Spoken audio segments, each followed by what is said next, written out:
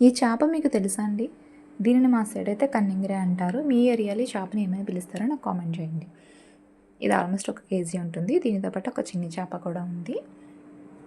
ఇది చేప పులుసు చాలా బాగుంటుందండి. ముళ్ళులు ఉంటాయి, కానీ ముళ్ళున్న చేపే రుచి ఎక్కువ అని అంటారు కదా, అన్నట్టుగానే చేప టేస్ట్ కూడా చాలా బాగుంటుందన్నమాట. ఇది శుభ్రంగా క్లీన్ చేసి పెట్టుకున్నాక ఇలా తెల్లగా ఉంటుందండి. చెరువు చేప ముక్కల్లో మరీ సన్నగా కాకుండా ఇలా కాస్త వెడల్పుగా కోసుకుంటే బాగుంటుందన్నమాట. దీంట్లో మనకి టేస్ట్కి సరిపడగా కారం వేసి కాసేపు కలిపి పక్కన పెట్టేసుకోవాలి. నేను ఇలాగ కారం వేసి కలిపేసుకున్నాను. ఇప్పుడు కడ్డ తీసి అందులో ఆయిల్ వేసుకున్నానండి. ఒక 4 ఉల్లిపాయలని పేస్ట్ చేసి ఇందులో వేసుకున్నాను. ఉల్లిపాయ ముద్ద బాగా వేగిన తర్వాత మసాలా ముద్ద ప్రిపేర్ చేసి పెట్టుకున్నానండి, అది ఇందులో యాడ్ చేసుకుందాం. దీంట్లో మసాలా కోసం అల్లం వెల్లుల్లి జీలకర్ర ధనియాలు కలిపి నూరి పెట్టుకున్నానండి. వీలైతే అప్పటిదప్పుడు నూరడానికి ట్రై చేయండి. జాబ్స్కి వెళ్ళే వాళ్ళకైతే కుదరదు అనుకోండి, వాళ్ళు మిక్సీ చేసి ఫ్రిడ్జ్లో పెట్టేసుకుంటారు. కానీ కుదిరినప్పుడు మాత్రం ఫ్రెష్గా నూరి వేసుకుంటే టేస్ట్ బాగుంటుందన్నమాట. అలా ట్రై చేయండి. చేప ముక్కలు మనం కారం కలిపి పెట్టుకున్నాం ఇందులో వేసేసుకున్నాం కదా. వేసేసుకున్న తర్వాత నానబెట్టుకుని చింతపండు గుజ్జుని ఇందులో వేసుకుని ఉప్పు వేసుకోవాలండి. మనం ఫస్ట్ నుంచి ఇందులో ఉప్పు వేసుకోలేదు కాబట్టి ఉప్పు ఎక్కువే పడుతుంది. నేను 2 చెంచాలు ఉప్పు వేసుకున్నాను. అందులో ఒక 3 పచ్చిమిర్చి వేసుకుని మూత పెట్టేసి ఒక 5 మినిట్స్ ఉడకనిద్దాం.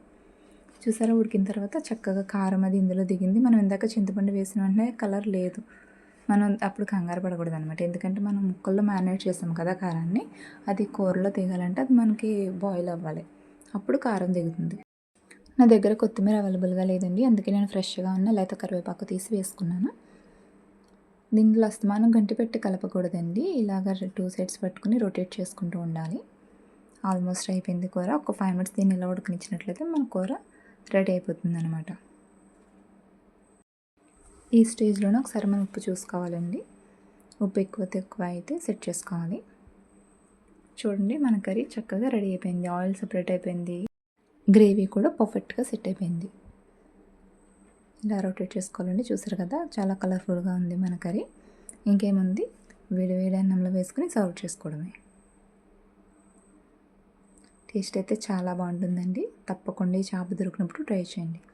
వీడియో నచ్చినట్లయితే లైక్ చేయండి, షేర్ చేయండి, సబ్స్క్రైబ్ చేయడం మాత్రం మర్చిపోకండి. Thank you so much for watching.